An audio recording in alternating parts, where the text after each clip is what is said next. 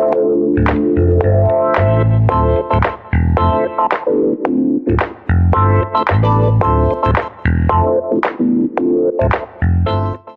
light of Latvia's upcoming entrance into the Eurozone, high-ranking EU officials, including Mario Draghi himself, the President of the European Central Bank, and Olli Rehn, Vice President of the European Commission, come to Riga in order to celebrate the country's achievements.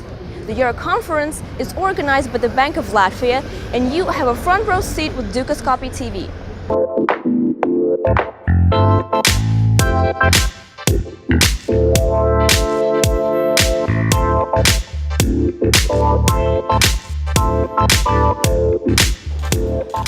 Prior to the start of the conference, the keynote speakers were warmly greeted by Andris Berziņš, President of the Latvian Republic, as well as Solvita Aboliņa, Speaker of the Saima.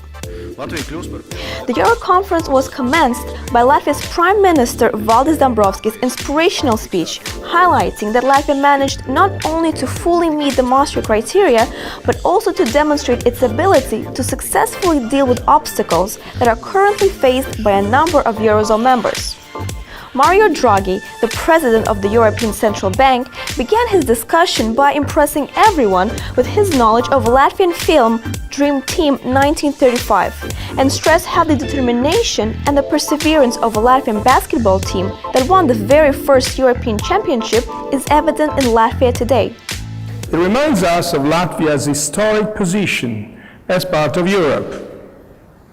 Since Riga became a member of the Hanseatic League in 1282, this region has been an essential part of European integration. I'm pleased by joining the Euro next year, Latvia is strengthening its place at the heart of Europe. Welcome, Latvia. Thank you. Olli Rehn, Vice President of the European Commission and Commissar for Economic and Monetary Affairs, was another member of the conference who appraised Latvia for its accomplishments despite tough economic conditions.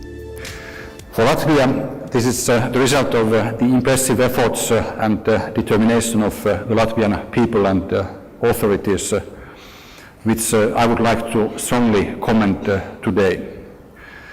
Thanks to these efforts in the midst of a deep global economic crisis, Latvia will enter the euro area from a strong position. Andris Vilks, Latvia's finance minister, discussed what part Latvia will play in the monetary union, stating that it will not be a silent partner in the euro currency bloc. Latvia is not going to be a silent partner, not at all. We have good experience, we are going to share that with others. Why we should be silent partner, just sitting and then taking our place. No, it's not a bonus place for us. We would like to be as active member. And from January 1st next year, just in 111 days, Eurozone is joining Latvia. Ilmais Rimšēvičs, President of the Bank of Latvia, was the final speaker to compliment Latvia's tenacity in overcoming economic challenges, which could not have been achieved without the vital support of its allies. But he also emphasized what this milestone will mean for the 18th Eurozone member state. The introduction of the euro does not mean only entrance in a new European currency in everybody's daily life. In the first place, it means a full-fledged participation in economic and monetary union. It means a profound and irrevocable integration of Latvia in Europe, not only in economic but also in a deeper political integration.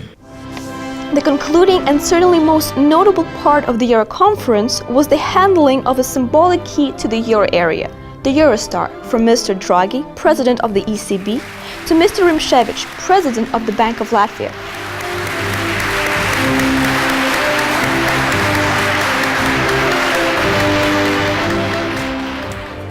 The political discussion was followed by a press conference that was attended by Mario Draghi, Olli Rehn, Andris Vilks, and Ilmais Rimšēvičs. Dukaskopi TV was among the leading mass media representatives and made sure to benefit from the opportunity and pose a question to President Draghi and Minister Vilks.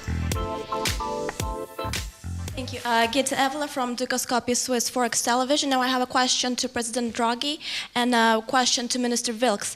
Now when Latvia was accepted into the Eurozone, one of the concerns expressed by the ECB in the Convergence report was the high proportion of foreign deposits. For example, it totals at under 7 billion euros or 40% of the country's GDP. So the question to President Draghi now, how vital are the risks for Latvia in comparison to the Cyprus situation? And a question for Minister Vilks, what is being done in order to minimize the risks of foreign deposits outflow? Thank you. Thank you. The ECB has, well, first of all of us, and certainly Latvia, has learned from the experience of Cyprus. Second, the ECB has assessed the situation and decided the situation is different from Cyprus and from others. And that's why continuous action on strengthening the financial structures, on strengthening the financial system, will be necessary for the continuing future.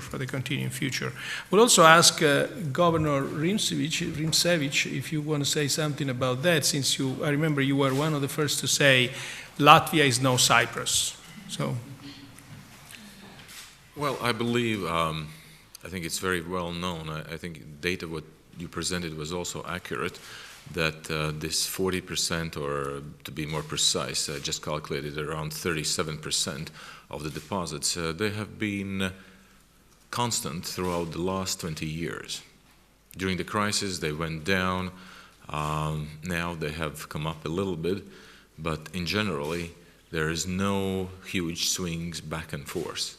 Therefore, there is no possibility to say that we are concerned. The size of the banking system vis-a-vis the GDP is just 1.3% vis-a-vis Cyprus, where it was 8 times.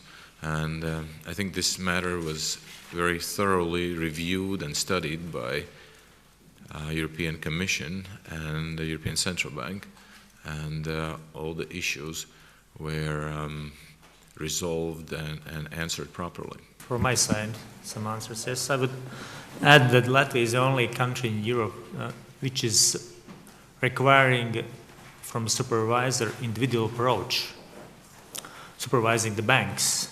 If there is will for some particular banks to get more non-residential deposits, there is more requirements. That's an individual approach. At the same time, I think in Latvian banking system, the capital adequacy ratio and liquidity ratios, those are in the highest level, which I haven't seen in other banking systems in other countries. And also, at this moment, it was natural from 1995, I think, this proportion, some 35 to 50%. At this moment, already third consecutive month, there is stronger growth of deposits, of the local deposits in comparison with non-residents. So the non-resident deposits, or the money from Cyprus, is going to another directions, not to Latvia.